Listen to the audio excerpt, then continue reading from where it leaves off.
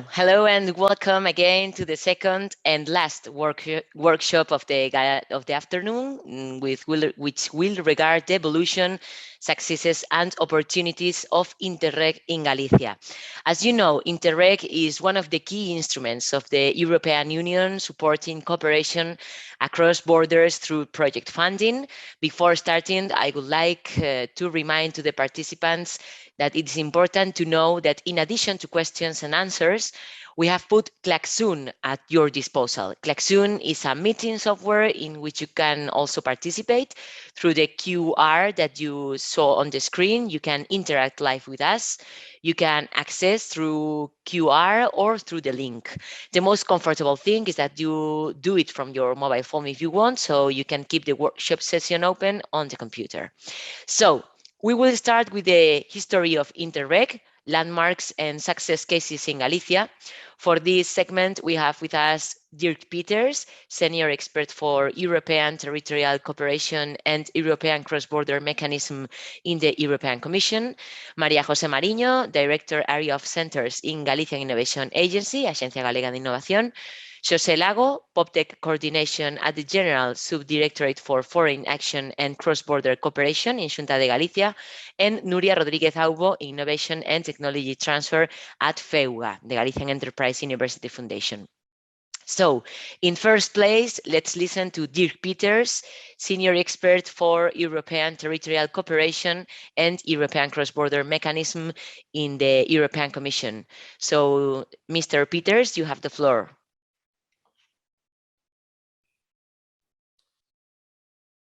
Muchas gracias. Buenas tardes. Well, you will forgive me that I will do the first of two presentations in English. And in my first intervention, I will take you a bit through the history that led us to the fourth decade of Interreg in Galicia. So as I said, the first of my two presentations will be about the history of Interreg. Next, please.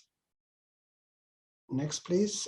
To explain the context for the next programming period, I first will take you back a bit to history and say some words about Interreg in general. Interreg is a synonym for European Territorial Cooperation. Interreg is a bit more the branding. It's a cooperation framework between national, regional, and local actors from different member states. That's very important, that it's really about the multi-level government. It's not the capitals alone and not the regions alone. It's the three levels that have to cooperate. It's a tool to promote a harmonious economic, social, and territorial development of the Union as a whole. That's what we call the cohesion policy chapter in the treaty.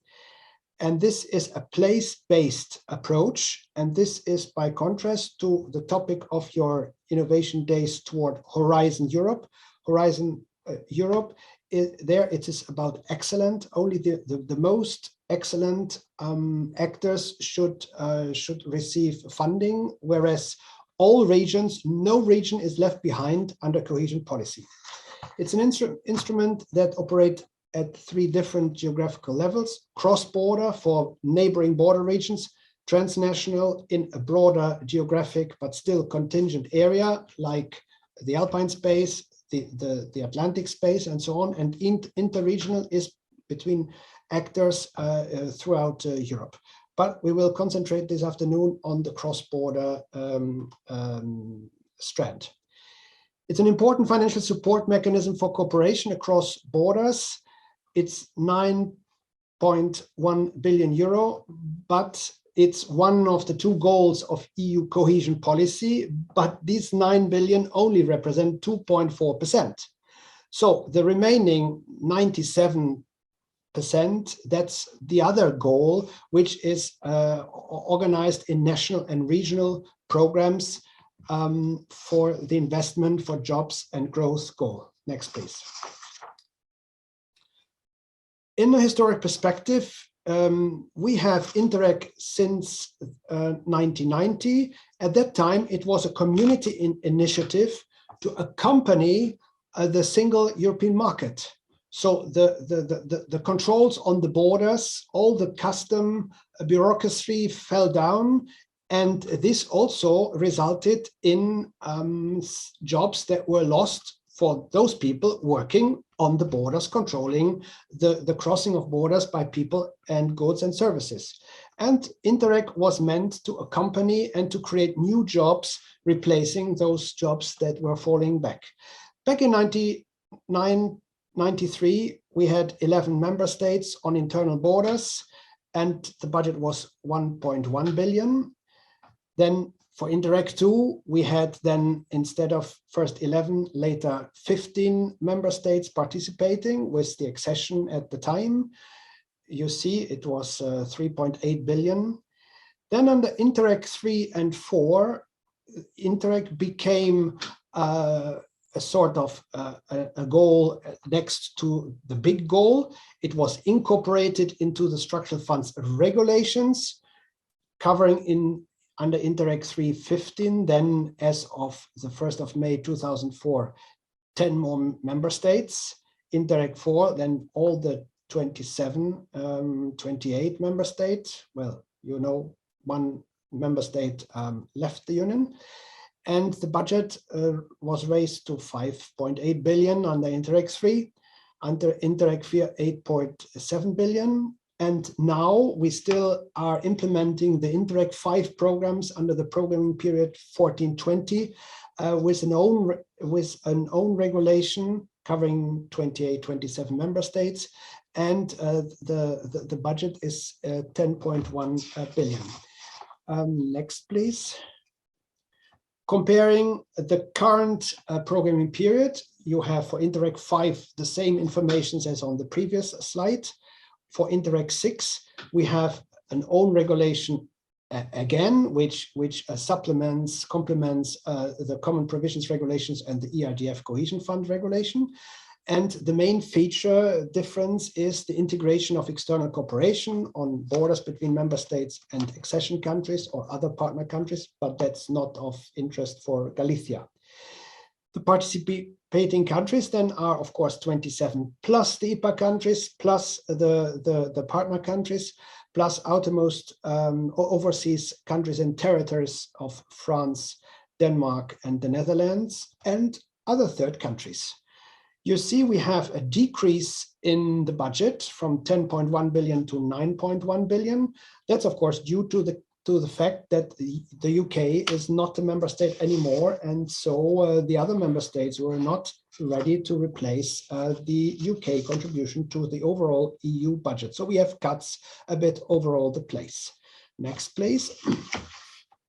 For 1914-20, we have, as said before, the three strands. Cross-border, that's the bulk of the money goes there. It's 60 programs with 6.6 billion. Transnational is 15 programs. And the interregional, it's 4 programs that cover the whole of the Union with 0.5 billion. And on top of that, DG Regio is also managing 12 Interreg IPA programs with accession countries and 16 programs with neighborhood countries going from Russia to Morocco. And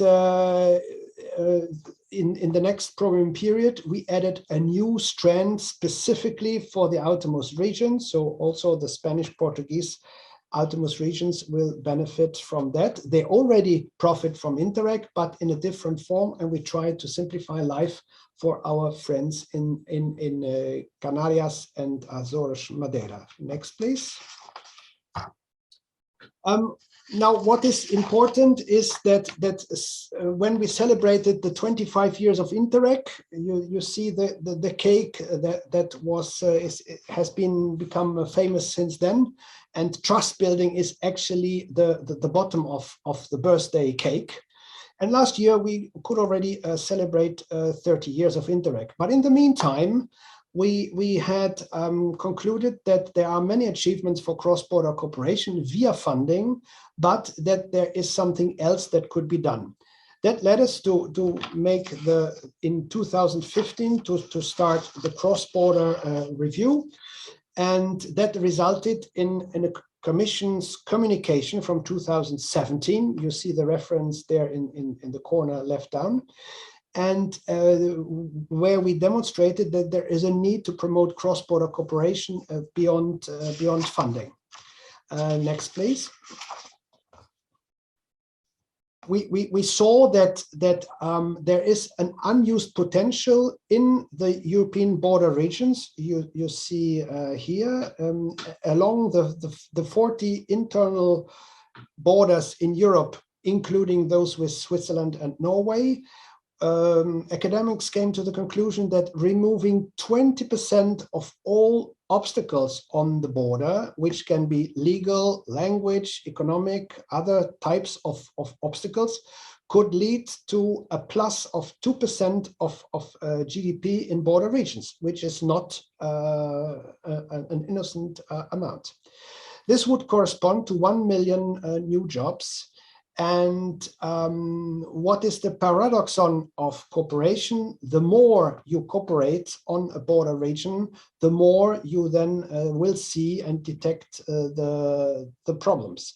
So the problems are more deeply felt where there is a greater level of interaction. And you on the border between Galicia and Norte de Portugal, as you know, there half of all the traffic of goods and people between Portugal and Spain is happening just on this small border between Galicia and Norte de Portugal, and 3/4 are on the eastern border of Portugal with the other Spanish regions. Next, please. This year in July, we updated this communication, and the title of this report is EU Border Regions as Living Labs of European Integration. And we will work in the next years on 4 clusters. We will work on deeper institutional cooperation, to work on obstacles, and also on the structures for cross-border cooperation, and some of them already exist on the Portuguese-Spanish border. ICTs in Spanish, European grouping of territorial cooperation. We will work on cross-border data and on the quality of cooperation. The second cluster is about more and better cross-border public services in all kinds of fields. Of course, under Corona, everybody understood that cooperating across borders on the health sector is a very important issue. The same for education, cross the border to go to school, to university, but still in the border region. I'm not talking about going from Lisbon to Madrid. And transport in the context also of the Green Deal to replace this travel by car by public transport. The third cluster will be about trying to create a vibrant cross-border labor markets. There we have to work on jobs and qualifications and on reducing the legal obstacles that still may exist. And of course, we have to make the border regions fit to participate in the overall overarching objective of the Union, to contribute to the European Green Deal. Next slide, please. One proposal made by the Commission also in 2018 was the European cross-border mechanism that was also based on previous work. And the Council, in particular, the Luxembourg presidency, pushed us a lot to go into that direction. And it was about a voluntary mechanism to resolve legal obstacles for specific cross-border projects and services. Unfortunately, in 3 years, we have almost not booked any progress with the proposal in Council. There's no majority support by the Council, and the Council has stopped the discussion. There was huge support by the European Parliament and from other institutions as the Committee of Regions and the border regions stakeholders. So we will see how we could then look for alternative ways in addressing cross-border obstacles. Next, please. One instrument on which we have already worked are the so-called B solutions, that the pilot initiative supported by the Commission with a little budget and managed by the Association of European Border Regions, ABR, and they will pay experts, legal experts, that will go to cross-border regions in order to define the legal obstacle to specific problems. And this is then should lead to help to find a solution for the problems. Next slide, please. We found a lot of cases. We have gathered already 90 cases, and they can be found in many fields like labor mobility, cross-border transport, for instance, between Chaves and Verín, there were huge legal problems for a bus just to cross the border between the twin cities, health across borders, smoothing the borders on institutional cooperation, helping on multilingualism, and also problems linked to connecting innovation, because the standards are not the same on both sides of the border.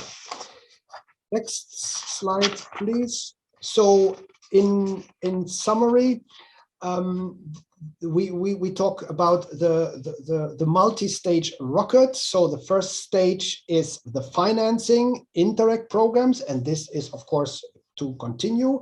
There you need a joint strategy and the money as the financing propellant. Stage 2 is talking about cooperation structures at regional or local level, European grouping of territorial cooperation. There, this is based on a common structure and mutual trust. And, well, the Commission also proposed a third stage, but we are not really there yet, the ECBM, in order to get away with legal obstacles. And there, the propellant are the initiators of specific projects or cross-border services. And now coming to the last slide for this presentation, just to showcase the 3 Interreg stages. With Interreg program on the Spanish-French border, we have supported the construction with 30 million ERDF of the hospital building. An EGTC was set up, that is the structure that is running the hospital, but when doing so, they discovered a lot of legal remaining obstacles, and the ECBM would have helped them to overcome these projects. Now they have to do it with other ways, and that takes much more time. And so I thank you for your attention for my first intervention. Muchas gracias. Thank you very much, Mr. Peters. We will listen to you again in a few minutes. Before the next intervention, I would like to remind participants that in addition to questions and answers, we have put Klaxoon at your disposal, which is a meeting software in which you can also participate. You can access through QR or through the link. You have the link in the chat, so you just have to click there. The most comfortable thing is that you do it from your mobile phone so that you can keep the workshop session open on the computer. I want also to say that to the other speakers that if they want to add something or comment about what they just have what we just have heard, you just have to activate your camera and your microphone and do the comments you want. So I don't know if any of our speakers has any comments. I will understand that no, so we continue. From Galicia, María José Mariño, Director Area of Centers in Galician Innovation Agency, Axencia Galega de Innovación. Thank you, welcome, whenever you want. Thank you.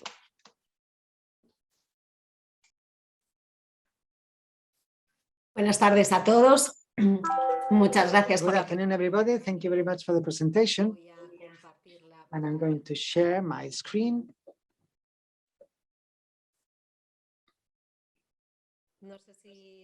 I don't know if you can see this properly.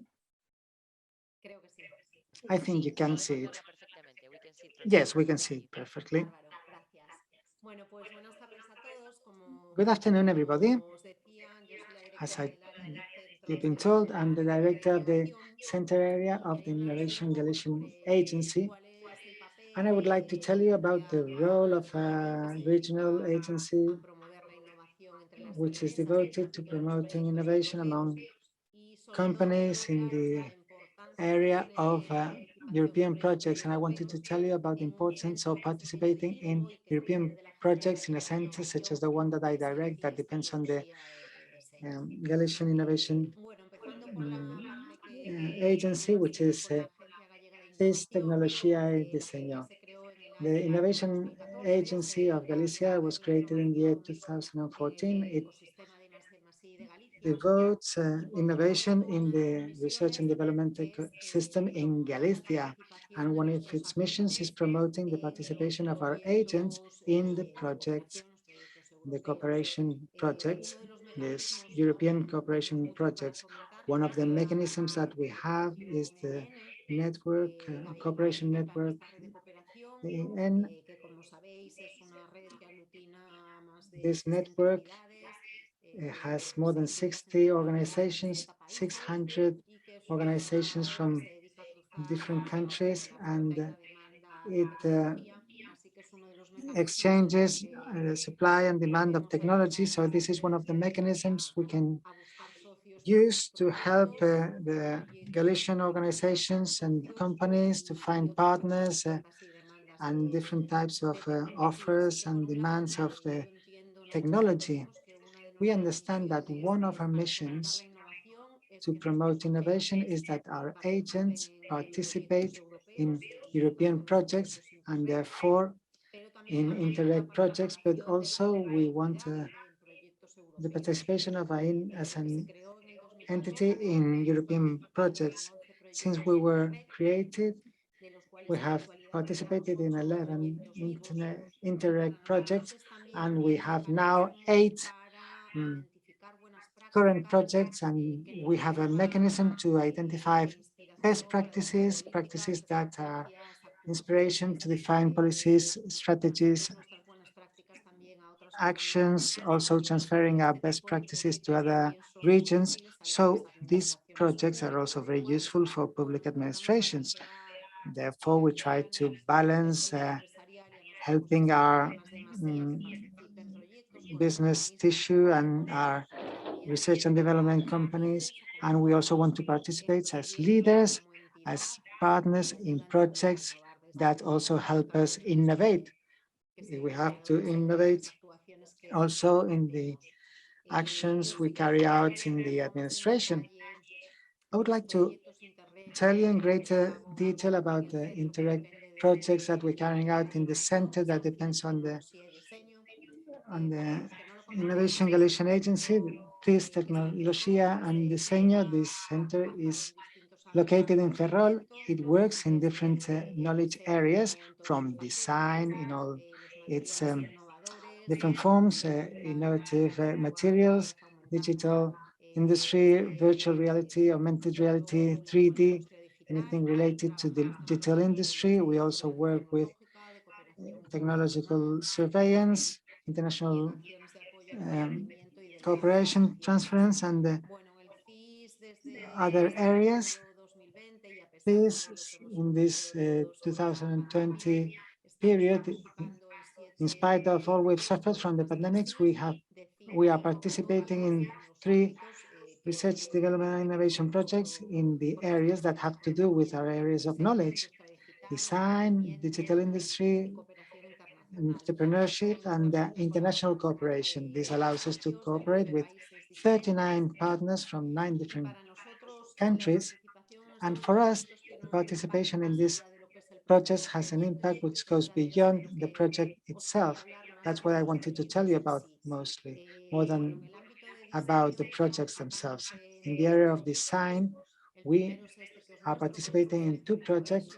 One of them is Design for Innovation, which is an Interreg Europe project.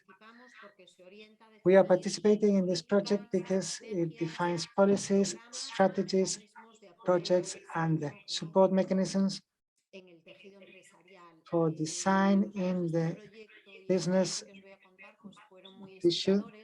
This project and the next one are really inspiring. The second one in which we participated is Atlantic Area User Factor, which is a project that dealt more with small and medium enterprises, and we were promoting design of products and services in 25 companies in Galicia. After participating in these two projects in GAIN, we decided to deal with the policy strategies and activities to support design as an innovation tool and as a support for competitiveness. We thought this was an area in which we had to develop actions, because it seems that we're always relating innovation to technology. And thanks to the participation in this project, we launched a program for the design for innovation and competitiveness, which was started in 2020, and now we're dealing with digitization and sustainability. This program has allowed us to develop many actions so that companies can innovate and be more competitive thanks to design. And one of the things we've done is launching the first awards of innovation and design in Galicia. We also published the first call of as help for design. We created Territorial of Galicia. This participation in this project had a lot of support and really inspiring. We got inspiration from what was being done in other places, and we created a program for the support to design, which was a great challenge for us. Another project I wanted to tell you about is the project Nano Eaters, which is a project we have been leading from GAIN, because we thought that one of the areas in which we have to work is the transfer of knowledge. One of the missions of GAIN is putting supply and demand in contact, the agents of knowledge and all the results of research, development and innovation with the companies that can mainstream these results in the productive processes. As an entity that wants to promote the transfer of technology in Galicia, we led this project, which was a very complicated project in which 8 entities participated, 20 use cases were developed, and these were specified, and the support of the project was covering a phase of the transfer of technology, which is usually a phase which doesn't usually have a lot of support, neither financial mechanisms or other types of assistance, and we were able to give assistance to this stage. Then this was also one of the pillars that helped us define the actions of the program Inicia Knowledge Transference. Is another of the project of AIN. It has from a program of proof of concept to support the results reaching the market, the training of the trainers in skills for the market and for business. Another of our axes of work and participation in European project was this area of transference. I think that this type of European programs allow us to develop transfer projects with the financing we need, with these really long terms that we need. Another of the areas in which we are working is the support to entrepreneurship. That is why we participated in Poctep Sherpa Domar, which promotes entrepreneurship in the sea, in the work that takes place in the air, in the sea. This is one of the priority areas, and it is a project from which we want to learn a lot, and we want to support the entrepreneurs of the region where the center is. Then we have other projects that support the digital industry. The development of pilot projects for the industry is an activity that is really adequate for this Poctep type of call for tenders.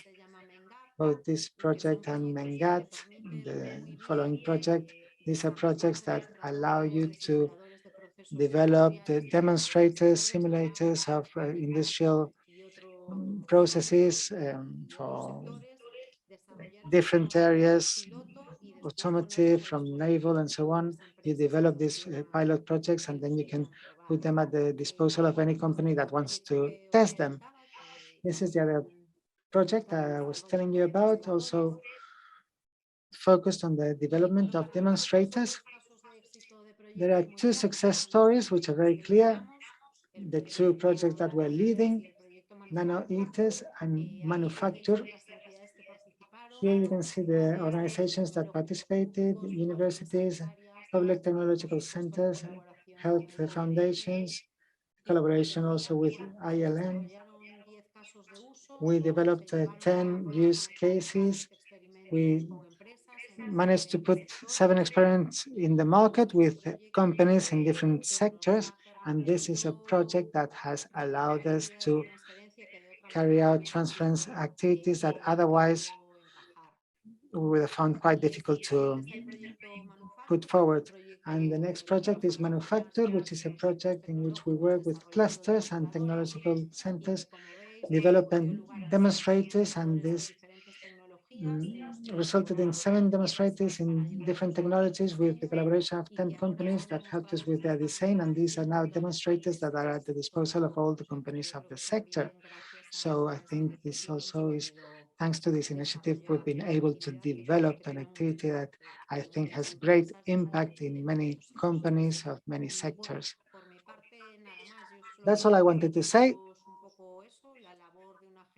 I wanted to tell you about the work that an innovation agency is carrying out to promote the participation in this project with all the possible mechanisms, and also participating as a partner to improve its policies and its strategies, and also the use this type of initiatives have for an innovation center, which is a public center such as CIS. That's all I wanted to say, and I remain at your disposal. Thank you very much, María José Mariño. Ms. Mariño, we will continue with this segment about the history of Interreg, but I would like to remind you that in addition to questions and answers, we have Xun at your disposal. As we said before, you can access through the link you have in the chat, and we're going to prove it. So we're going to prove the Xun application. So you have at this time 2 questions that you can start answering. The first is, where are you from? And the second is, how are you feeling today? And you can start answering right now. You also have a questionnaire to allow you go familiarization with the application. So in the next pause between the next 2 speakers, we will tell you about the results. So I don't know if any of the other speakers wants to add something or make a brief comment, or we keep continuing. If anybody says nothing, I will continue. Okay, so we continue. The next speaker is José Lago, Poctep coordinator at the General Subdirectorate for Foreign Action at Cross-Border Cooperation in Xunta de Galicia. So, José Lago, it's your turn. If you can activate your camera and sound. Okay, thank you very much. Muchas gracias. Thank you very much. Welcome, everybody. Thank you for giving me the opportunity of participating with this presentation in this seminar about the 4th decade of Interreg in Galicia. I would like to say hello to Dirk Peters in particular. We had another meeting in which we were both together of TEC 2127. I was going to say something he also already said in his presentation. I was going to mention some data from the European Commission. I don't know if you can see the presentation. I think you can. I wanted to say that the Interreg initiative,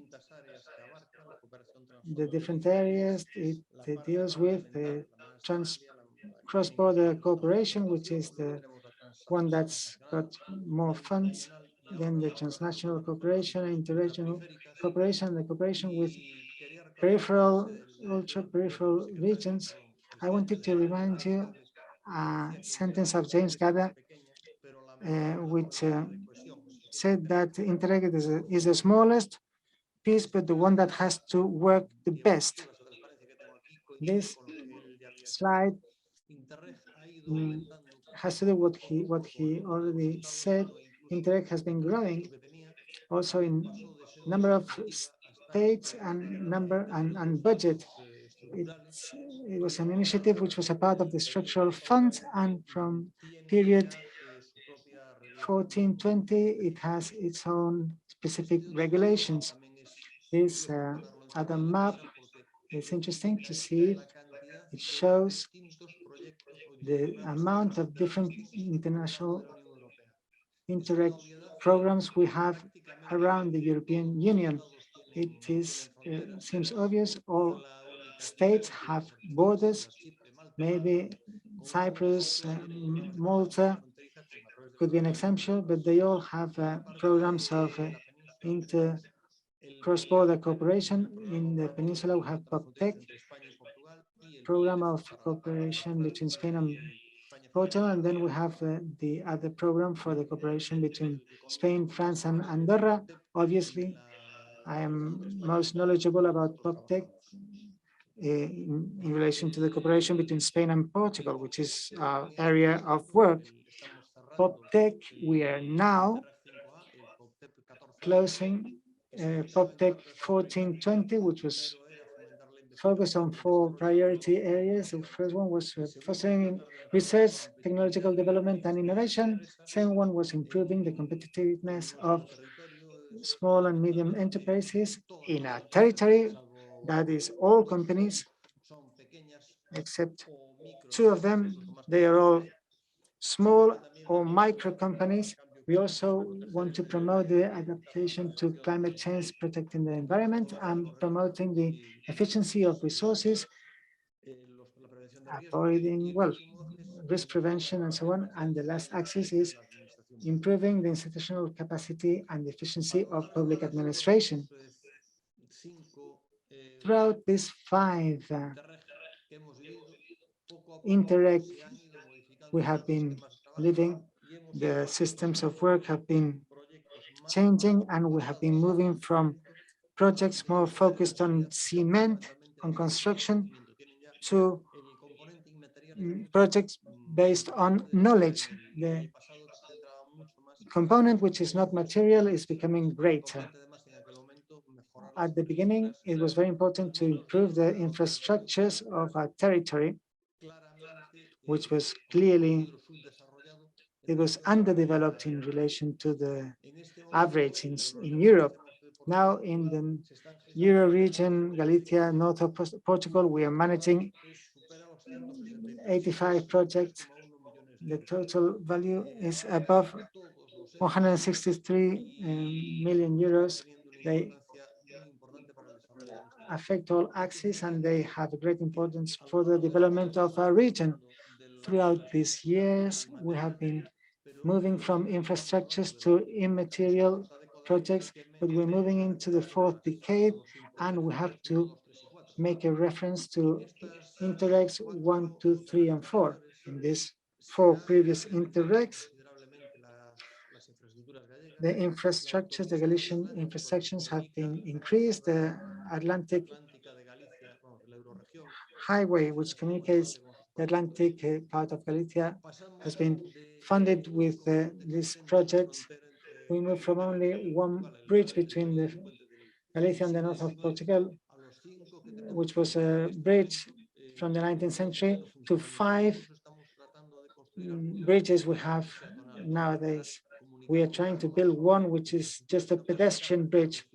We want to make citizens closer to each other with joining 2 urban parks.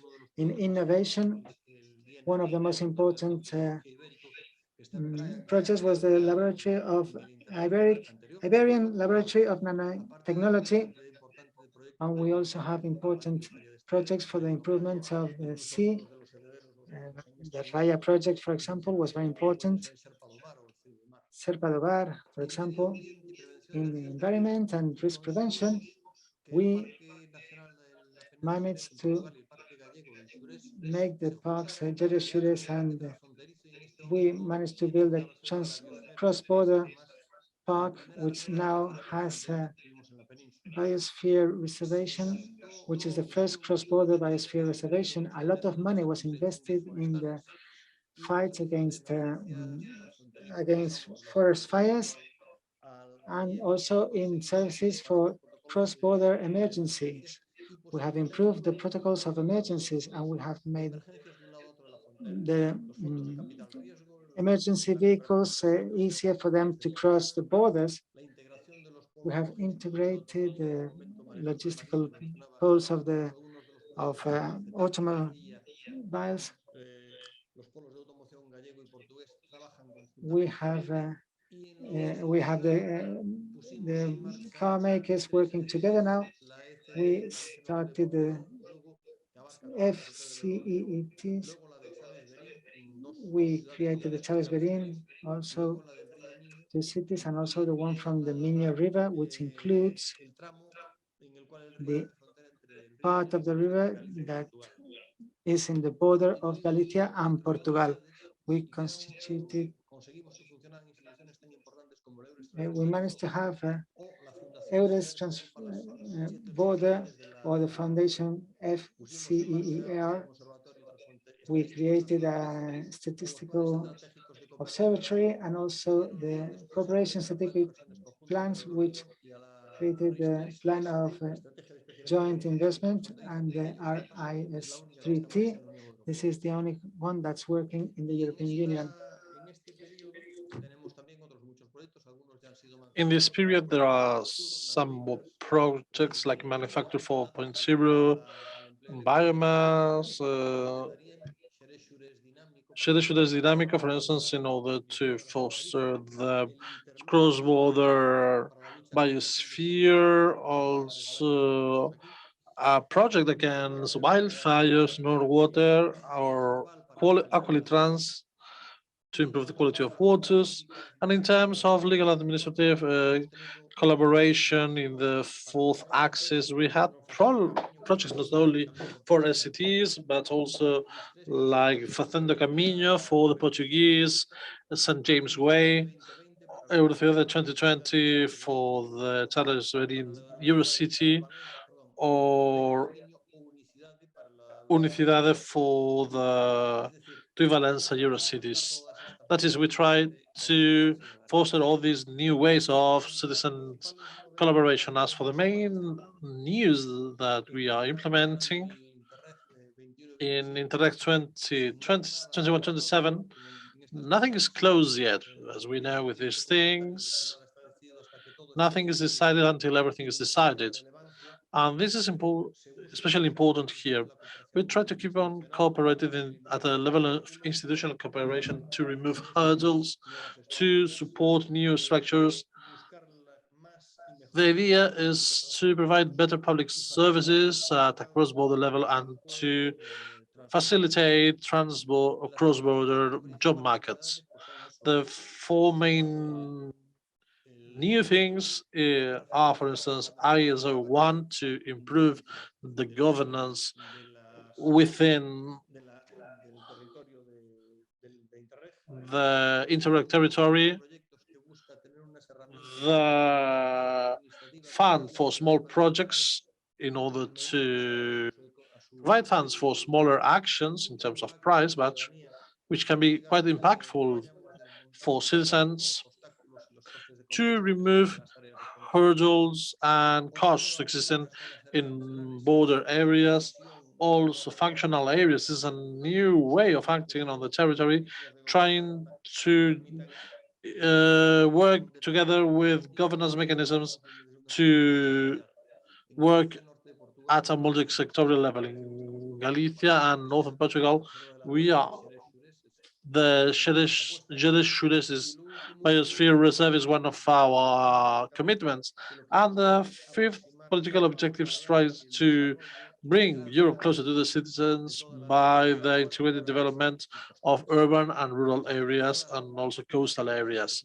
That is multi-theme challenges in a single territory, which is kind of similar to functional areas. As I said, this budget is not closed yet, but we are aware of the 4 main political goals with which we are committed. One is a more intelligent Europe in favor of an economic, innovative and intelligent transformation, a greener Europe, a more social Europe, and last but not least, Europe closer to its citizens. Conclusions, just briefly, for the sake of time.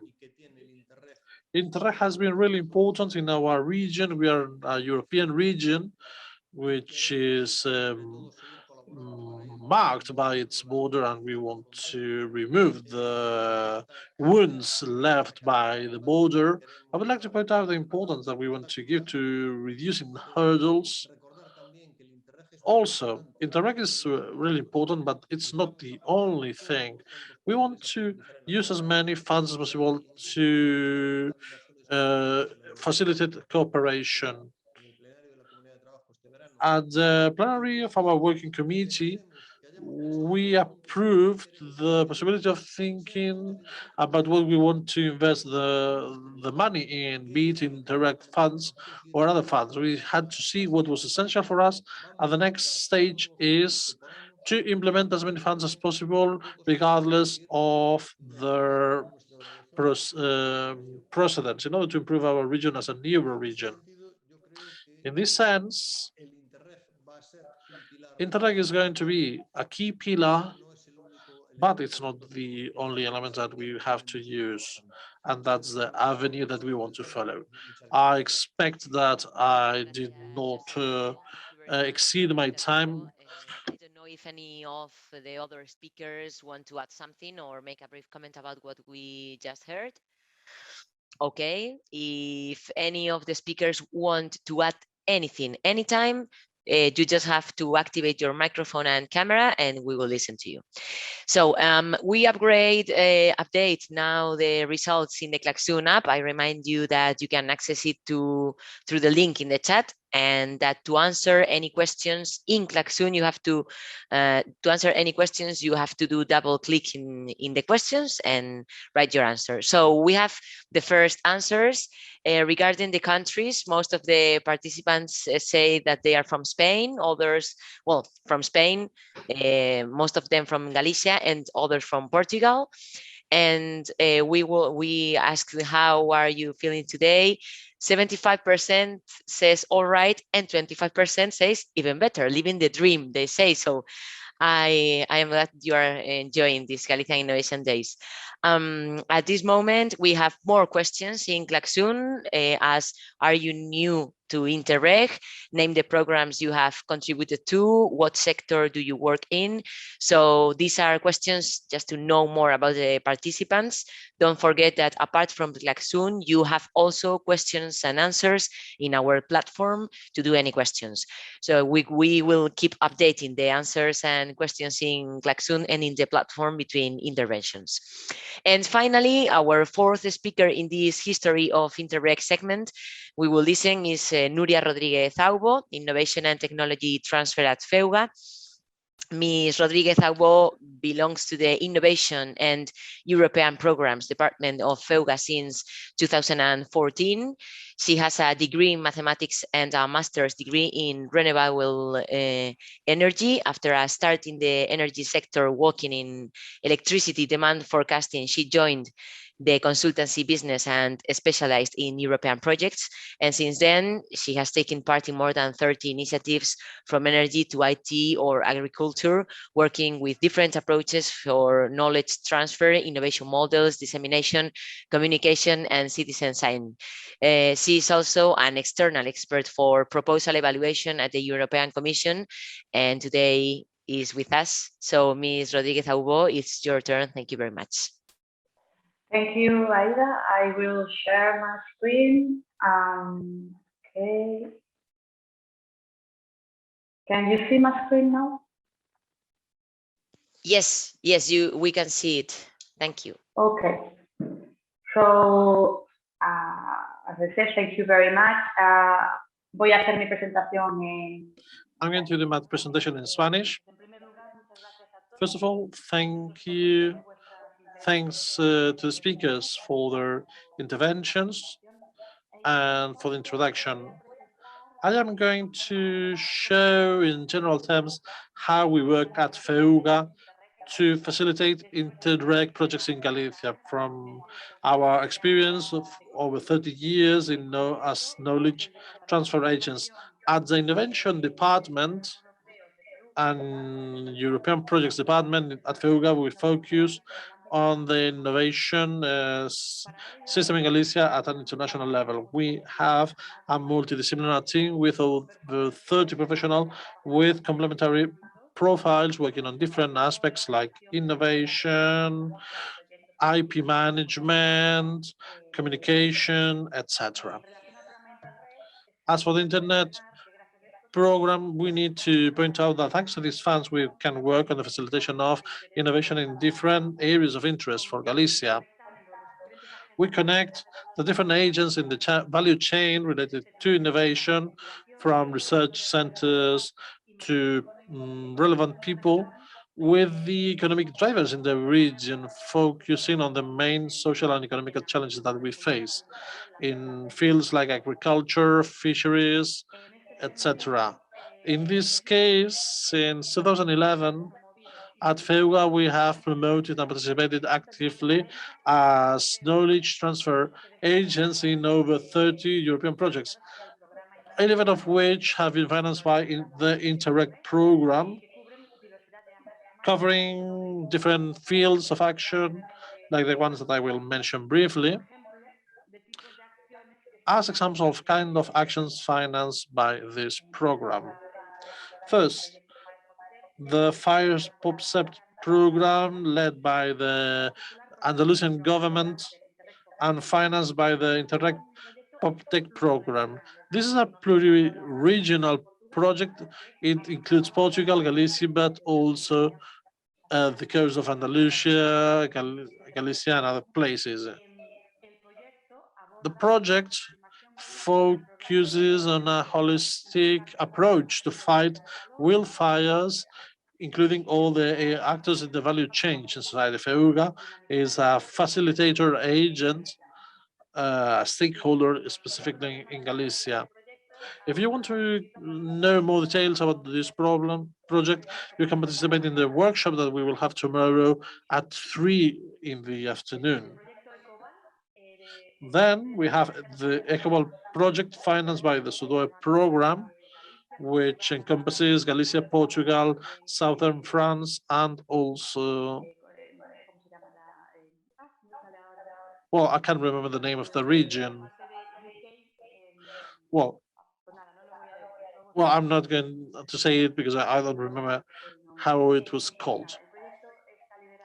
The project is led by Setacua Galicia, a professional company focusing on water, and focuses on the development and the transformation of urban organic waste and sewage sludge. The idea is to involve citizens and to promote a change in behavior. We focus on dissemination, communication, and technology transfer. We also work on awareness-raising campaigns in the main cities in the project like Valencia, Ourense, or Toulouse, among others. The Bean IoT project was also funded by the Subdirección project and is led by the IMEN technological centers. In this project, FEUGA manages the innovation hub focusing on this topic. There is also a specific workshop in the Galician Innovation Days for Thursday afternoon, just in case you want to get more information. Here we have the conceptual project financed by the Poctep program in northern Portugal and Galicia. It focuses on the sector of canning. for food, canned foods. We also have the KEF4F gas program with the participation of the University of Lisbon. In this case, we focus on the recycling of gases used in refrigerators and air conditioners.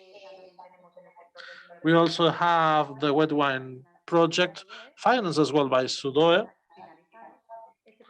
This project is finalized already. It was led by Ingacal, and it focused on green technologies to make use of wastewater.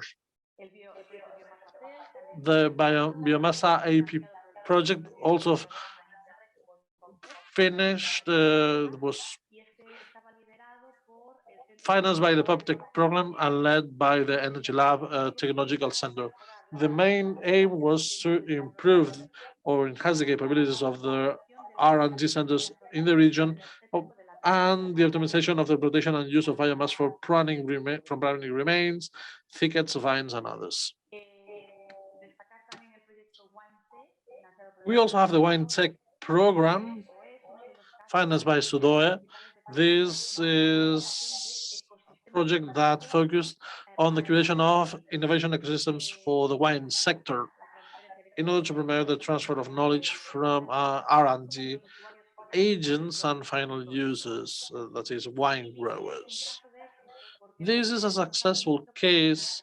With this project, we created an international network for the wine sector, which can also be extrapolated to other sectors in the field of agriculture. The result has been other initiatives like Wine Tech Work, which will receive financing from the Horizon 2020 program. And then as older projects, we have the VT project financed by Poctep as well, which focus on the creation of knowledge structures in northern Portugal and Galicia, focus on a specific sector. And lastly, we have Nanovalor, a Poctep project focusing on creating a collaboration network among different actors working in the field of nanotechnologies.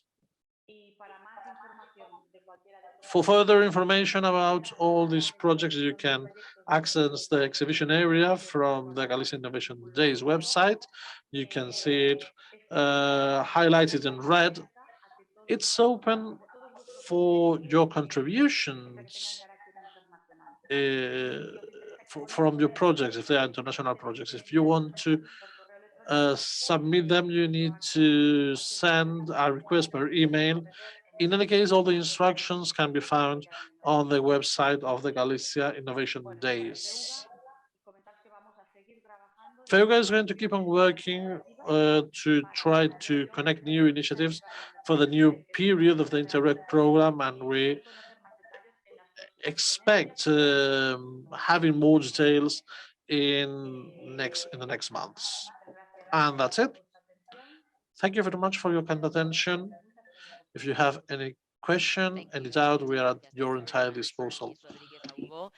We read now some of the results in Klaxoon. I remind you that you can access through the QR that it will be in there you go. You have that QR, you can access to Klaxoon through that QR or the link you have in the chat. We read now some of the answers the participants are reading. 40% have participated once in Interreg, 40% several times, and the rest are even more experienced. Poctep is the most popular program, followed by SUDOE and Atlantic, and finally Poctefa. And half of the participants come from IT and research projects, another 50% from environmental projects. So we will keep updating the results and the answers in Klaxoon. Sorry, Thank you very much, Ms. Rodriguez-Aubo. I don't know if you could listen what I was saying, so I repeat. We read now some of the results in Klaxon. I remind you that you can access through the QR that was in the screen and also through the link you have in the chat. So some of the answers we had in this application: 40% of the participants have participated once in Interreg, 40% several times, and the rest are even more experienced. Poctep is the most popular program, followed by Sudoe and Atlantic, and finally Poctefa. And half of the participants come from IT and research projects, another 50% from environmental projects. So we will keep updating the results of the Klaxon application. You can access from the QR or from the link in the chat, and you can also keep on using our answers and questions and answers in the application. So you can use both of the platforms. So the next segment is dedicated to explain the new framework 2021-2027 in Interreg VI. And for it, we listen again to Dirk Peters, who is senior expert for European territorial cooperation and European cross-border mechanism in the European Commission. So Dirk, hello again. Go ahead. Thank you very much. Yeah, thank you. Muchas gracias. While the technique is putting on the slides. Yes, thank you. Next. So my second intervention is about the new 2021-27 framework. But José already revealed quite some features of that. But it's not a bad thing to say certain things twice. Next, please. One more. Next. Yeah. So the big problem we all will face, I already mentioned it. It's a bit due to the Brexit, that the next generation of all programs is how to do more with less. So there will be less budget available EU-wide, and this then is translated down to all the different fields, also to cohesion policy. And you saw it, it's 1 billion less for Interreg compared to the current period. So that means logically that we need a stronger need for thematic and territorial focus. On thematic focus, we will see. On territorial focus, we did not really convince our friends in Portugal and Spain to reduce the program area a bit to what is really close to the border, although there is no limit anymore to spend indirect money outside the defined program area. So the overall objective on cohesion policy is a stronger strategic focus on the double transition to smart and low carbon economy, and also to the digital transition. Nevertheless, we try to preserve the specific and unique character of Interreg. Next slide, please. This is the architecture. José already set out the 5 policy objectives, split up into 22 specific objectives that are common to Interreg and the ERDF, Social Fund, regional national programs.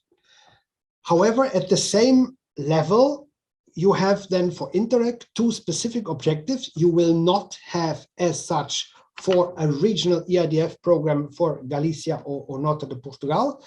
And one is better cooperation governance, and the other one is a safer and more secure Europe that was designed for external borders, but the legislator finally also opened it up for internal borders. But I will not go into details on that. Next slide, please. So as for the 14-20-20 period, we still have a separate regulation. But unfortunately, those that will have to work with the legal framework, they will have to look up quite some general elements in the common provisions regulation. And for the menu, you also will have to look into the specific objectives that are offered for the 5 policy objectives in the EIDF Cohesion Fund regulation. And something very special for Interreg is that the EIDF, the only fund, well, the internal fund, you have the external funds as well. So the EIDF is the only fund, but for Interreg, it's allowed to invest in actions that normally the European Social Fund should do. And that is for simplification reasons, so that intervention in the labor market or in healthcare, you can, with Interreg, you can cover both aspects, and you don't have to work with the 2 different funds as you would have to do with the mainstream programs. So we try to have a good balance between the continuity and innovative elements. I mentioned it, there is thematic concentration. So the Interreg A cross-border land border programs, they have to invest in PO2, which is on greener Europe, and PO4, which is a more social Europe, covering the cross-border labor market and access to cross-border healthcare. There is a specific co-financing rate of 80%. Well, what we do not have to explain more is the simplification with regard to integration of external borders. Next slide, please. And well, this looks a bit boring, the budgets for the different strands, but this is really to underline that the bulk of the Interreg funding, as in the past, goes, of course, to Strand A, the cross-border cooperation, 72%. The examples that were shown some minutes ago by the colleagues, they also covered West Europe, Atlantic, which are transnational cooperation. You see only 18% go to that strand. And the example given by María José on interregional cooperation, these 4 programs will continue, also Interreg Europe, but you just have less than half a billion for that. So cooperation, structured cooperation between 2 regions, that's in your case the Interreg A program or the mainstream programs, but that I will come back on that a bit later. Next slide, please. Well, this is something you saw already. It just shows the reduction of the absolute amount by 1 billion between the 2 programming periods. Next slide, please.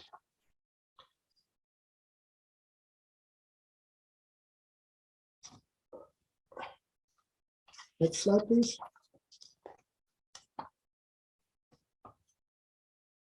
Hello?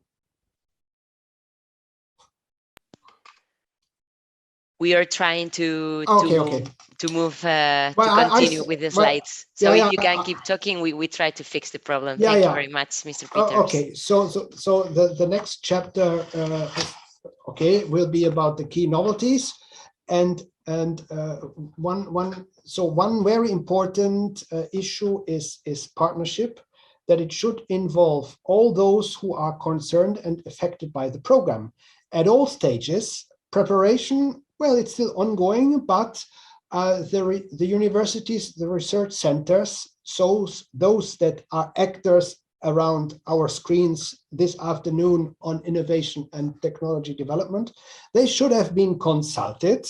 I will not control whether this happened or not, but it's also over that when selecting the Interreg projects, that in that committee selecting the project, you only have the territorial authorities around the table. So what was explicitly added to the economic and social partners, chambers of commerce, the civil societies, or cross-border bodies, it's also the universities and research centers were relevant, but it will be relevant because the future Poctep also will have a big priority on innovation. And it should be a balanced representation from the different territories and all interests. We have to distinguish capacity building from the technical assistance with regard to the program authorities on one hand, and on the other actors on the other hand. Next slide, please. I repeat what I said before, and also I underline what José said. Interreg and cohesion policy is place-based, so it's about territories, and it's not about excellence. So it's a different accent than for instance, Horizon. And so we have a stronger focus on functional areas, and we disregard a bit the administrative territories that the administrative boundaries will never correspond on both sides of the border. It's not only a big difference between Spanish provinces and the NUTS 3 regions that are quite artificial on Portuguese side. You will not even have it on any other border in Europe. But what counts is the function of university research, for instance, or the function of cross-border healthcare, the function of cross-border labor market, which then defines an area which is broader or smaller on both sides of the border. We have, as I said, flexibility for support outside the program areas. So there will be a core program area, but you still can have project partners from outside, and you always can have expertise taken in by public procurement from all over Europe. José already explained the policy objective, Europe closer to citizens, is then the maximum of territorial dimension, because it refers to areas that should be smaller than the program area. Next slide, please. Better cooperation governance is one of the two new Interreg specific objectives.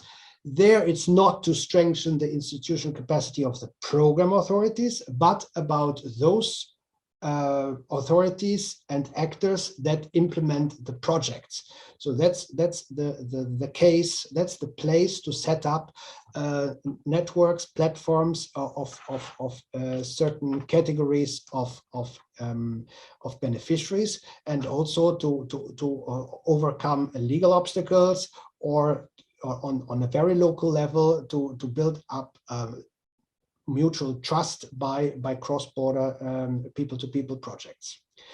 And this is not the extension of technical assistance for the program management. I let alone the Interreg specific objective 2, because that's more for external borders. Next one, please. Small projects. As I just heard that most of the participants are coming from research institutes and universities. Small projects can be organized outside this Interreg specific objective 1 for better cooperation governance.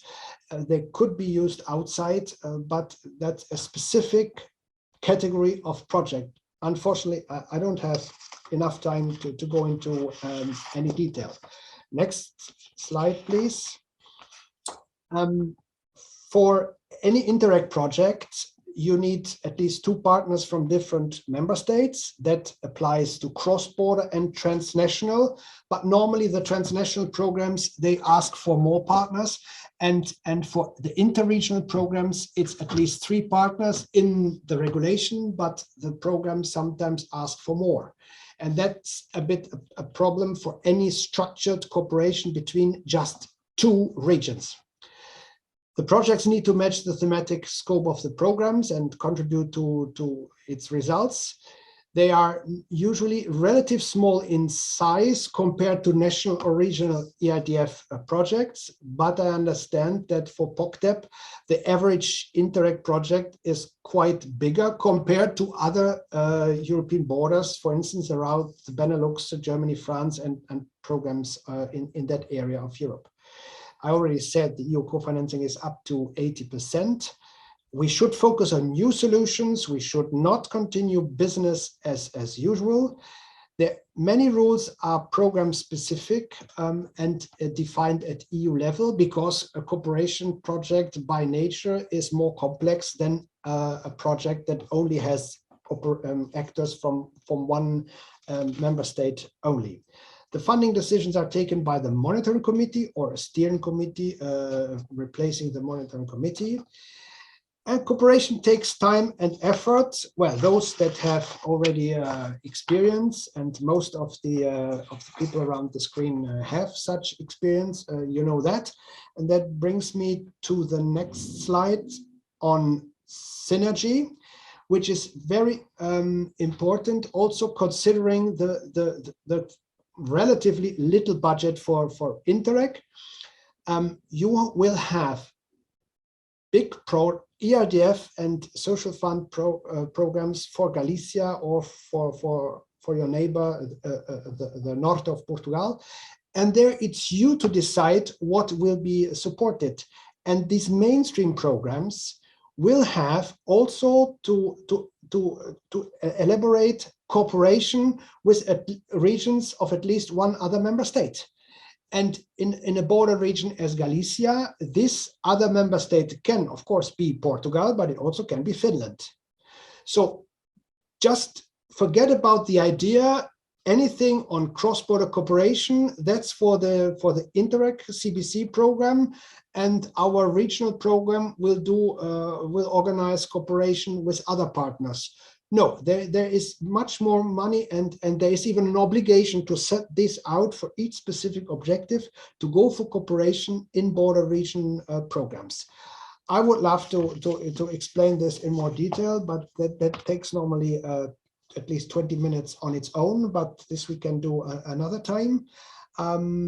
So let's come to my very last slide on the conclusions. So cooperation is its importance to work with the funding and beyond funding, what I already said in my first presentation, and to make the two converge, to really to work in an intelligent way with the different tools, funding structures, and, well, when it will come one day, the mechanism to overcome legal obstacles. It's about improving governance, how to organize cooperation. Of course, the Interreg programs, they know this better than the mainstream programs, but this has to change in the future. The main key new feature is the Interreg specific objective on better cooperation governance. We need strong partnerships also with other institutions and stakeholders to support cooperation. And we know that in the conference on the future of Europe, the moment is now, and the associations representing the border regions are working on that there is also a specific contribution by border regions to the future of Europe. And by this, I finish my presentation, and thanks for your attention. Thank you very much, Mr. Peters. I don't know if any of the other speakers want to add something or make a brief comment about what we just heard.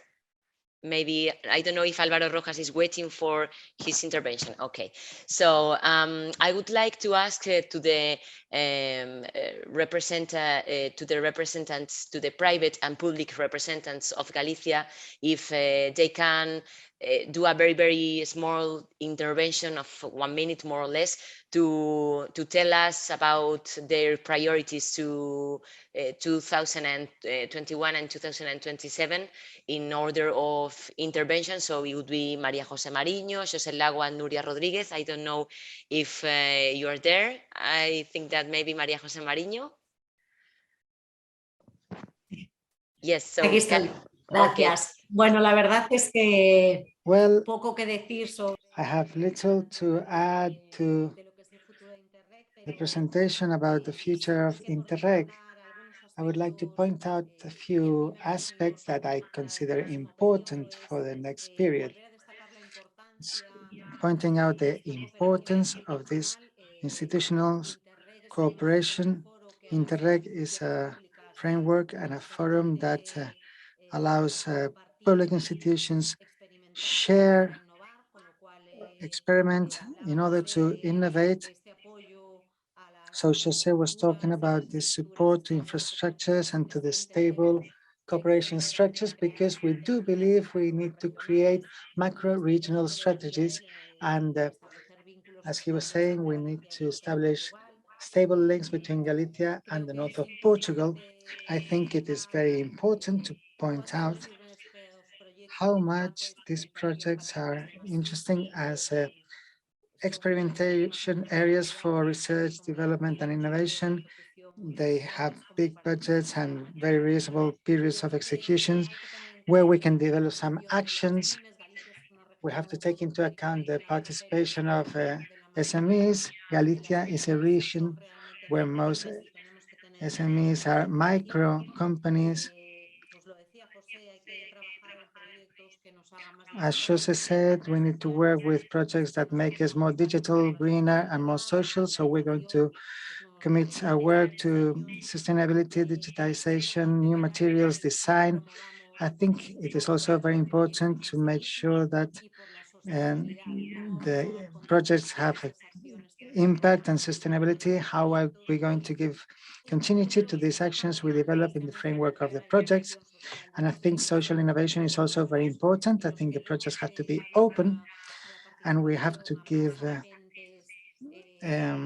allow people, representative agents from society to participate. I think social innovation has to be taken into account in these projects with the participation of the agents.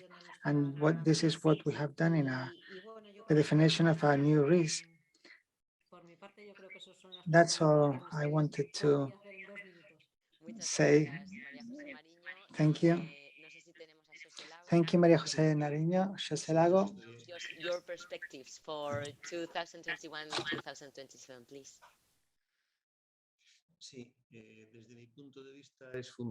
From my point of view, I think it is important, as María José said, to keep deepening in the cooperation between all the different stakeholders. Our goals have to be aligned with everything that's in the Green Deal and with the communitarian perspectives, but we also have to take into account the priorities of the community of Galicia, north of Portugal. We need to continue moving forward in cooperation. We need to see that funds are not everything, they're just a tool to continue working in the same direction. We need to collect the elements in which we are more competitive in order to continue improving. I'm talking about innovation, but I'm also talking about the acknowledgement of the importance of the cultural industries, for example, which is one of the most relevant elements of our region. Another important element is the support to citizens. We need to deepen in the elimination of obstacles. We must make sure that these obstacles that Dick Peters mentioned, the B-Solutions projects, these were projects which had very small funding, but they detect problems and they propose solutions for problems that make the life of citizens of border areas very difficult. We must continue working in these directions. Interreg V, Poctep V, that was the first time that companies were allowed to participate. Very often it is difficult to get the participation of the small and micro companies because, to say it mildly, the timing of European projects do not coincide with the timing of the small companies. So we must make sure we get closer to the productive tissue and make everybody collaborate with this. So I insist with one of the things that one president of the CCDR used to say, there's life beyond funds. We must work with the funds, but we must not lose the perspective that we are the beneficiaries. We're the one that have to reach the goals. Nuria Rodriguez, could you give us your conclusions, please? I agree completely with my colleagues. In order to add something to what José was saying, I would say that we must understand the funds as a tool, not as an end by itself. Sometimes we make these mistakes. doing things in order to get the funding. But the funds must be a tool to respond to the great challenges we have in our region. So we must align the funds with the needs. We must make sure that we solve the real problems we have and deal with the areas that need specific support, to the areas that need to improve, need to evolve. And something really important that they have both mentioned is the involvement of citizens. We have been working for a long time with methodologies and innovation that involve all the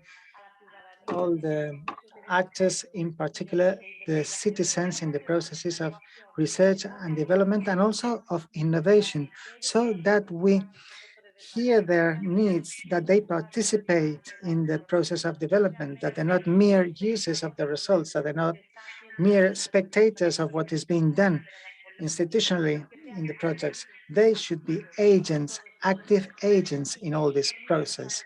And this should allow us to develop, co-create with them this concept of co-creation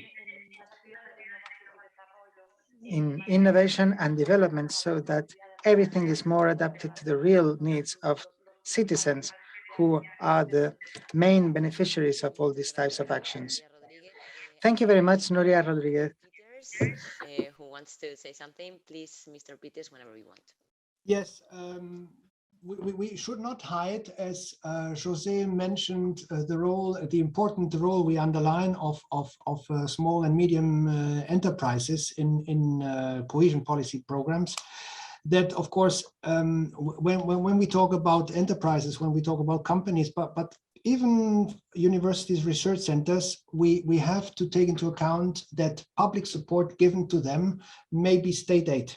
And we have to check that this is in line with the state aid rules. And this annoys a lot of small and even very small enterprises. But Interreg is about cooperation. It's not about competition between companies. So that's why we managed to convince our colleagues in Director General Competition to amend the general block exemption regulation this year.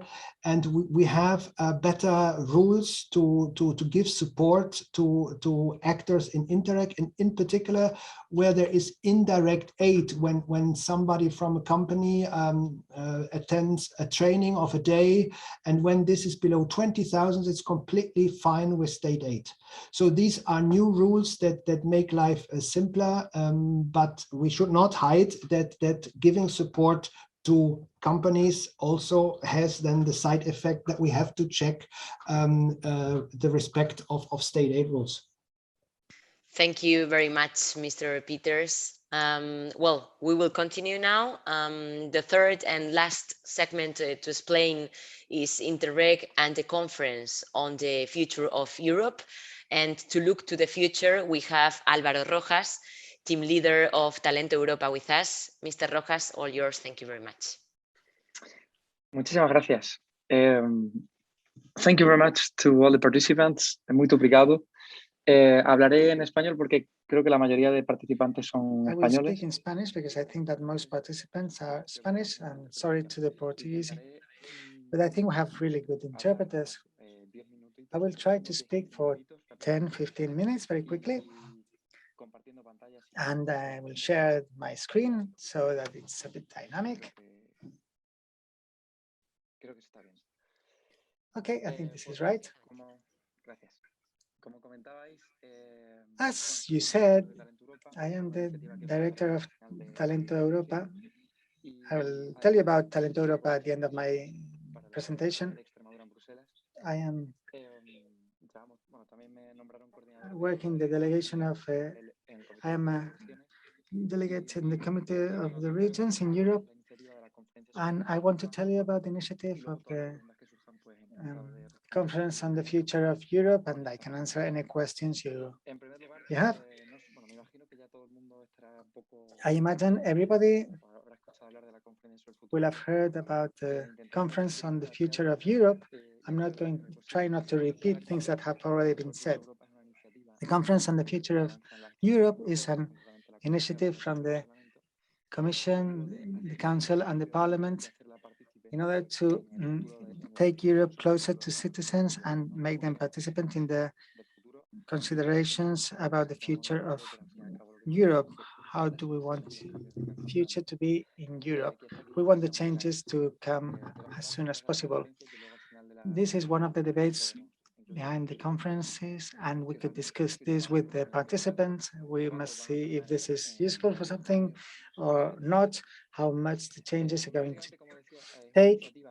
This is an initiative that Macron proposed in 2018, and it's been delayed.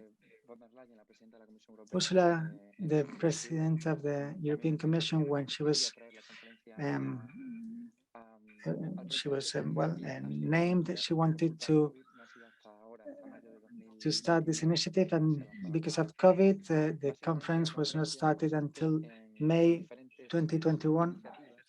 The conference has to do with different activities. You can see this in English. The organizers have told me that it would be better in English, but basically it has to do, it's a multilingual online platform that I will tell you about, citizens panels, plenary sessions, and different events that are launched throughout Europe by the civil society and the offices of Parliament and the European Commission. The multilingual platform, which is maybe one of the most accessible ways of participating, consists of, you can see this, this explains what are the topics that are dealt with in the conference, what the plenary sessions of the conference are about, and all the information that you may want to learn. It is a very interactive, a very cool platform. Here you can see the events that are taking place close to where you're living, the ideas that have been shared, and you also have the capacity of uploading your ideas and your events. These are the different topics. If you click on any of them, you'll see a web page such as this one. I clicked on the part of education, culture, youth, and sport. And here you have an explanation of what the European Union does in these areas and the ideas or proposals that the citizens have introduced in the platform. Up to now, we have almost 9,000 ideas uploaded and almost 15,000 comments in the interactive platform. So it's a very useful tool for the citizens. Then we will have to see if the European institutions do take into account all the ideas of citizens. Then we have the plenary conference, where the representatives of the European institutions, the representatives of citizens and civil society meet in order to debate about the different proposals, ideas that are launched both in the citizen sessions and in the multilingual platform. The plenary sessions are composed by the European institutions, represented by the European Parliament, members of the national parliament, also by the members of the Commission, and by members of national governments, citizens, representatives of civil society, economic and social committees. From the part of the Committee of Regions, our representative is Ayuso, the president of Madrid, and the president of La Rioja, and the one of Cantabria. This is the calendar of the conference. The platform was launched in April. In May was the inauguration of the company, and since then, with the break of the summer, there's been different sessions, plenary sessions, and the different citizens panels where they have been debating the different ideas. At the beginning of this month, in October, there was a European Forum of Youth where thousands of young citizens could debate about the future of the European Union, and it was a very interesting initiative. This was organized every year, but now it was more focused towards a conference on the future of Europe. I'm not going to get into details because I suppose that anybody who's interested could contact us. If you write in Google, the Conference on the Future of Europe, you have all this information at your disposal. So we expect the conference to finish in May next year, which will coincide with the French presidency of the Council. So in the future, we will see what will happen with these ideas, with these proposals about the future of the European Union. So the executive board of the conference, which is formed by members of the Commission, the Council, and the Parliament, they are going to write a final report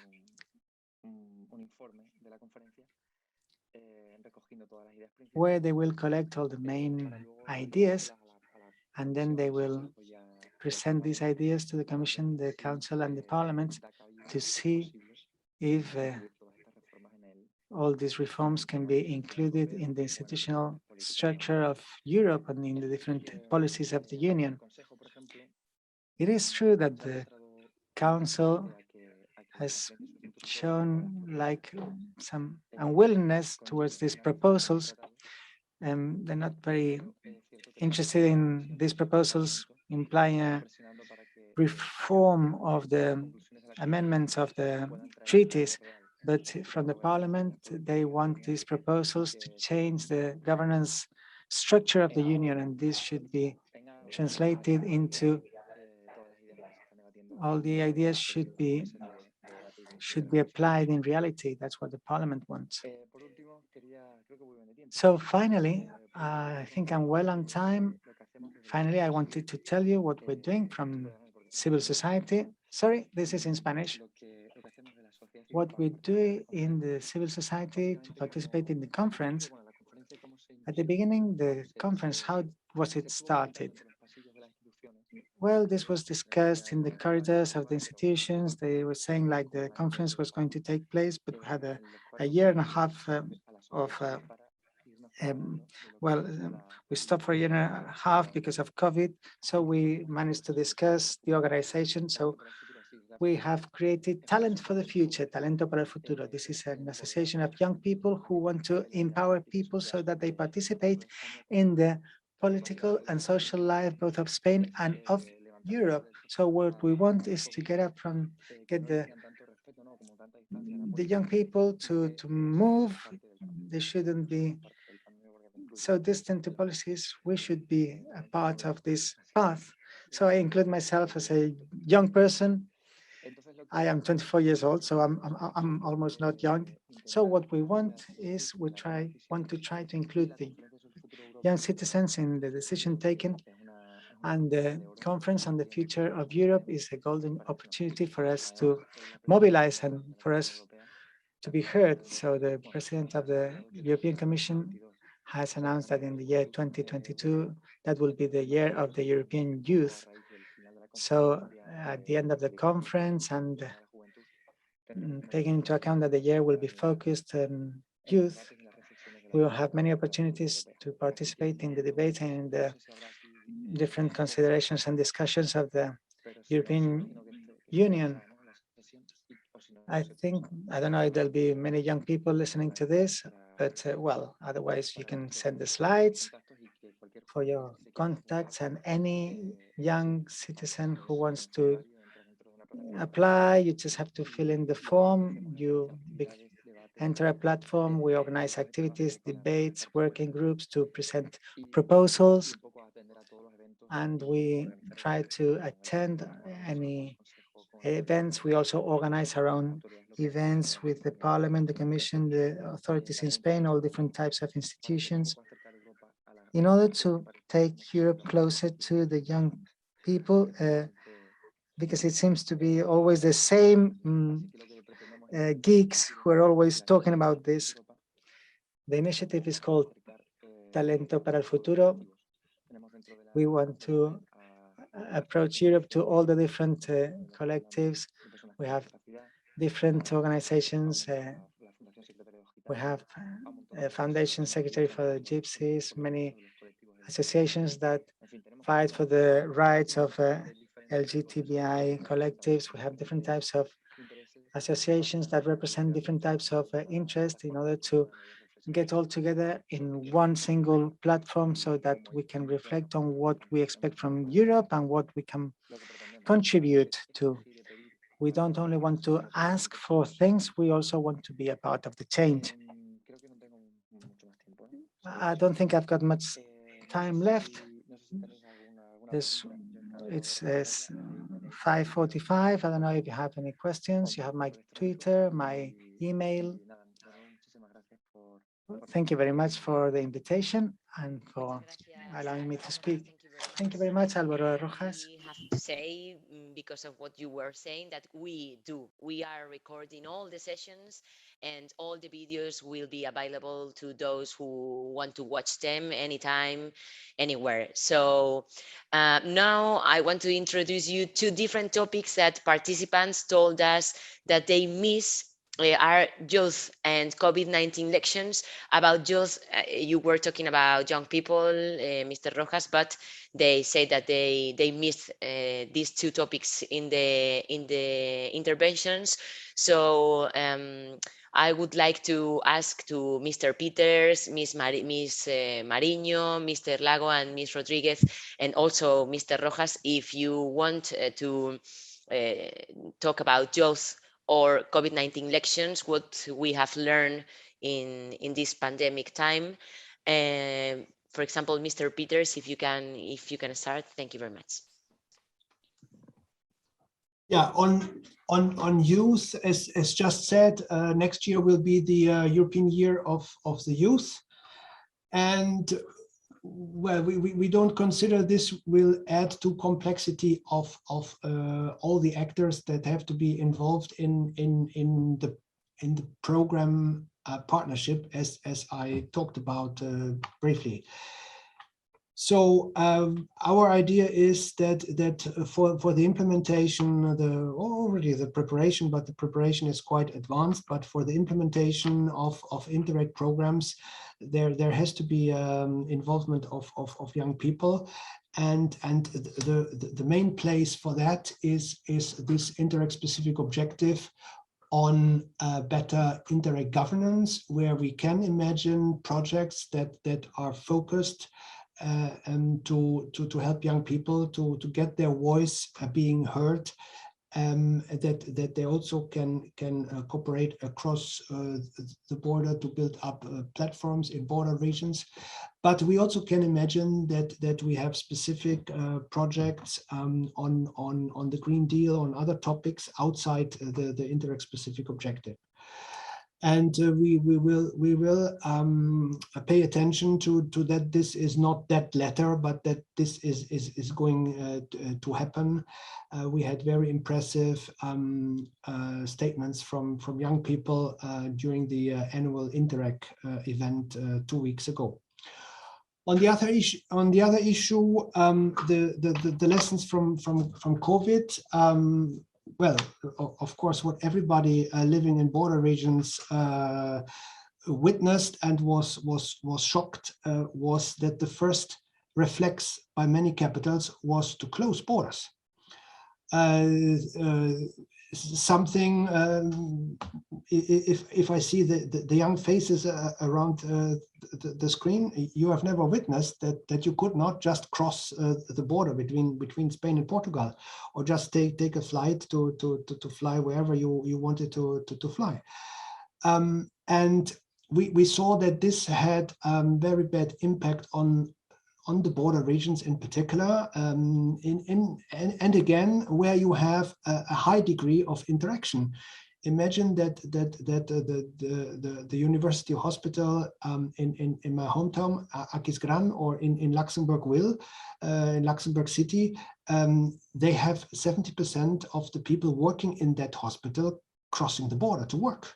So if the borders are closed, they can close down the hospital, and this is not a good idea in times of COVID.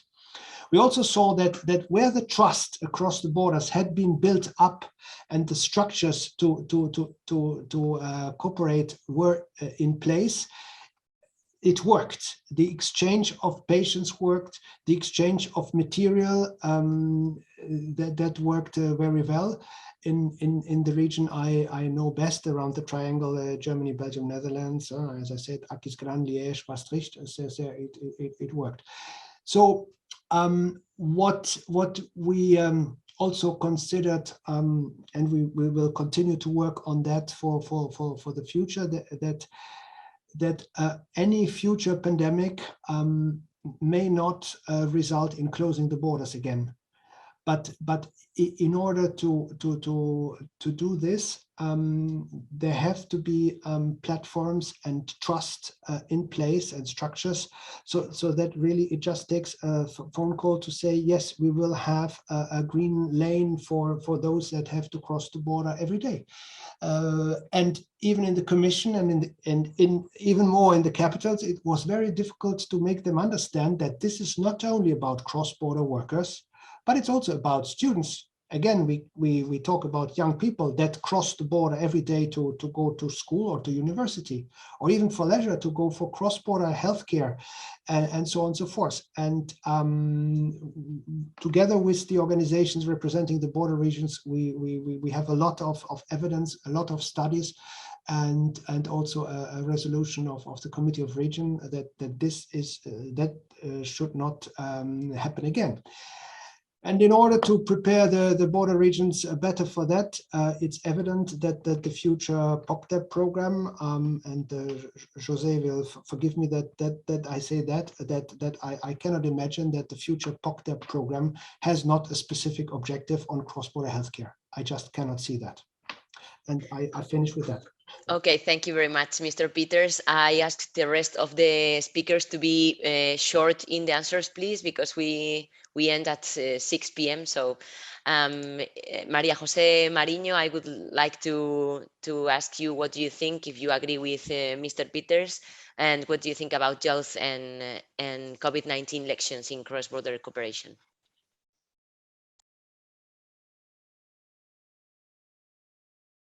Bueno, totalmente de acuerdo. I fully agree. I would like just to insist on the fact that we need to be aware of the participation of the youth in these kind of initiatives. We shouldn't forget that in the future we will be competing for talent. So keeping and returning talent to the different territories is going to be one of the key subjects. As for the COVID lessons, developing cross-border projects with closed borders is kind of a contradiction, but let's focus on the positive. In order to solve global problems, solutions need to be global, and international cooperation is key for that. We need to be aware of the key role that society played in this pandemic and how important research and development was, and the support also to research and health projects.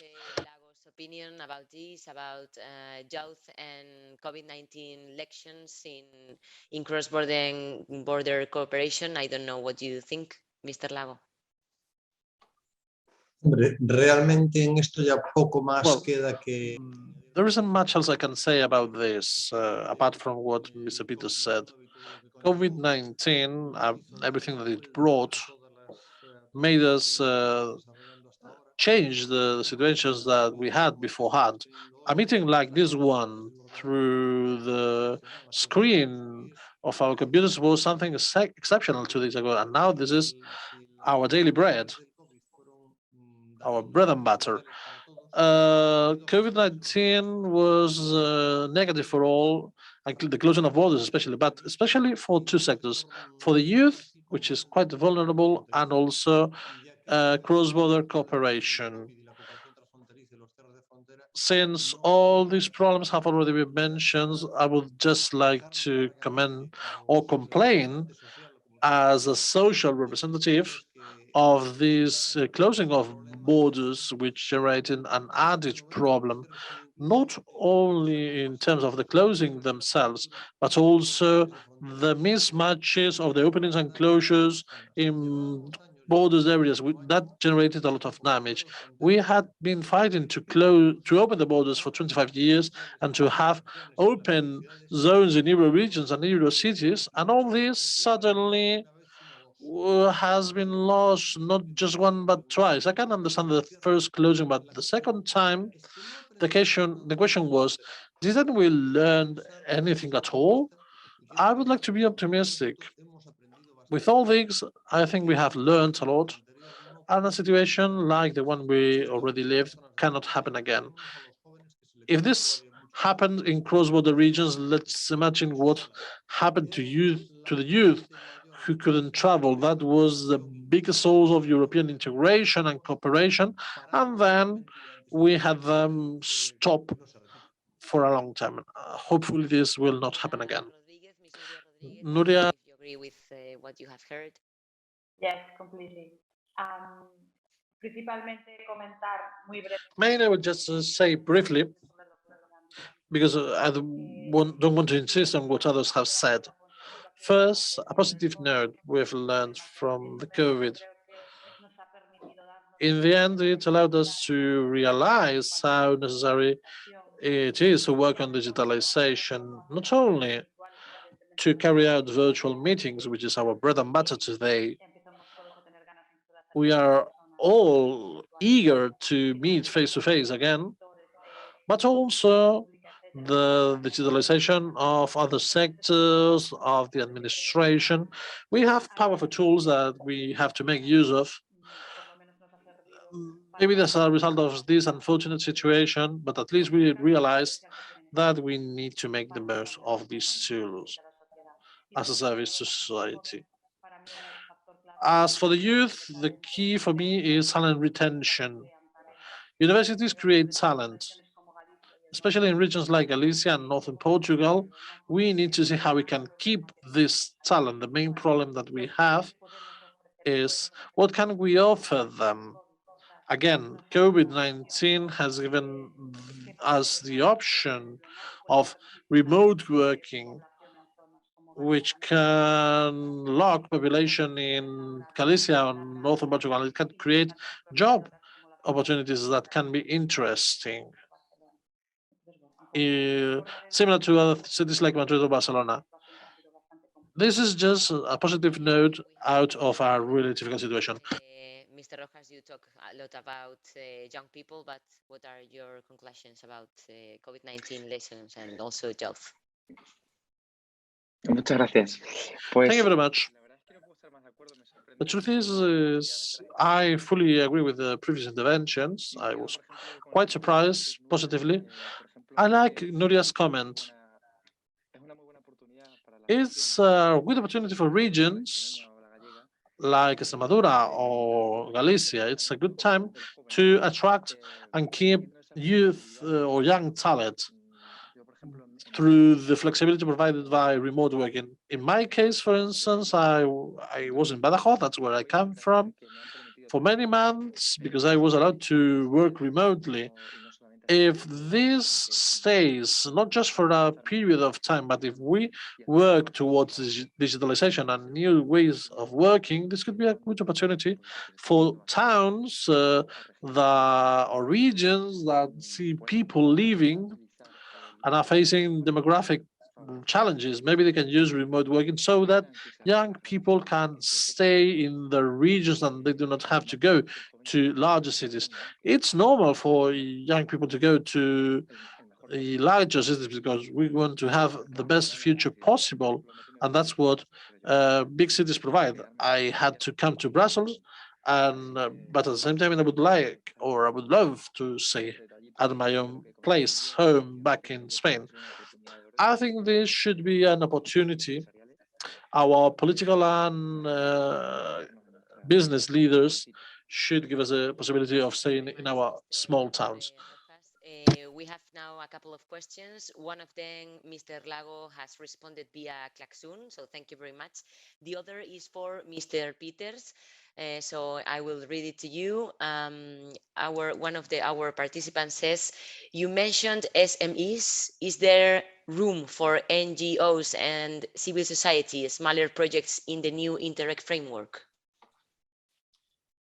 Yes, there is. The partnership principle I mentioned is also covering NGOs and the civil society. They have to be involved in the preparation of the drafting of the program. That's maybe a bit late, but also in the implementation of the program. And we imagine that this Interreg specific objective on better cooperation governance also allows for small projects that enable these people to come up with small projects. And the tool of the small project funds is a tool that those people are not full-fledged beneficiaries that have to fill in all the paperwork than regular Interreg beneficiaries, but that this is managed by a fund manager, and these final recipients have much less bureaucracy to fill in. But this is very important, and we will pay attention to that this is going to happen. Thank you very much, Mr. Peters. So I just have to say thank you very much, all the participants to listen to this workshop. Thank you, Mr. Peters, Ms. Marie, Ms. Mariño, Mr. Lago, Ms. Rodriguez, and Mr. Rojas. I just want to add that 2 of 3 of the participants today knew something about Interreg and the topics we were talking about today. 1 of each 3 pretty much, so it's not bad. So we hope to have help to everybody and to share this knowledge. Thank you very much to all of you.